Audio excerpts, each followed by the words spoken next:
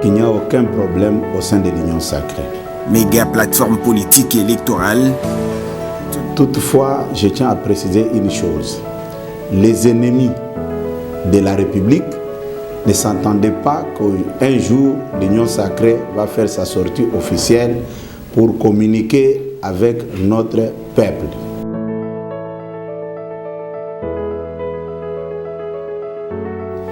Si je prends seulement l'affiche dont vous faites allusion, M. Sami Badibanga n'est pas au pays, il est à l'étranger.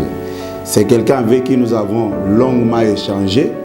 Je vois très mal aujourd'hui quelqu'un qui a son parti puisse prendre la place de l'IDPS. Comme on dit qu'il n'y a pas un crime parfait. Il pouvait même placer les drapeaux de son parti politique. Mais malheureusement, ils ont placé les drapeaux de l'IDPS. Deuxième chose, que ce soit pour mon frère Dani Banza, qui lui aussi est à Lubumbashi. Il n'est pas ici à Kinshasa. Mais on a voulu créer une tension dans les rangs de nos membres pour saboter cette activité. Avec quelle intention? Les membres de l'IDPS sont mécontents d'assister à une humiliation avec leur secrétaire général. Je peux demander aux membres du parti de ne plus suivre ça. C'est l'ennemi qui fait aussi, qui a mis en place une stratégie pour démobiliser, pour décourager les membres. Et je pense qu'il faut que l'opinion se méfie de toutes sortes de scénarios qu'on est en train de monter. Rappelez-vous le 5 avril, lors de la signature de la charte de l'Union sacrée. J'avais passé mon message sur deux volets. Le premier volet, c'était sur la confiance mutuelle et le deuxième était au niveau de l'amour. Si vous suivez très bien, les gens qui n'avaient pas cru à l'homme, son Excellence, Monsieur le Président de la République, Félix Tshisekedi, aujourd'hui, ils sont en train de chercher par tous les moyens comment saboter l'action de l'Union sacrée. Vous allez suivre certains qui veulent se faire passer comme les disciples de Papa Étienne Tshisekedi, comme des gens qui avaient combattu. Souvent, la plupart d'entre eux portent les mounières. Quel est le discours qu'ils développent? L'Union sacrée, c'est l'ensemble des mouboutistes, des kabylistes, machin. Mais si vous voulez bien regarder, depuis notre arrivée au pouvoir, les gens qui nous ont beaucoup combattu, qui ont même souhaité que le président de la République ne puisse pas réussir, c'était les gens qui passaient avec des mounières, les gens que vous connaissez très bien. Moi, je ne peux pas aujourd'hui faire leur publicité, mais vous les connaissez.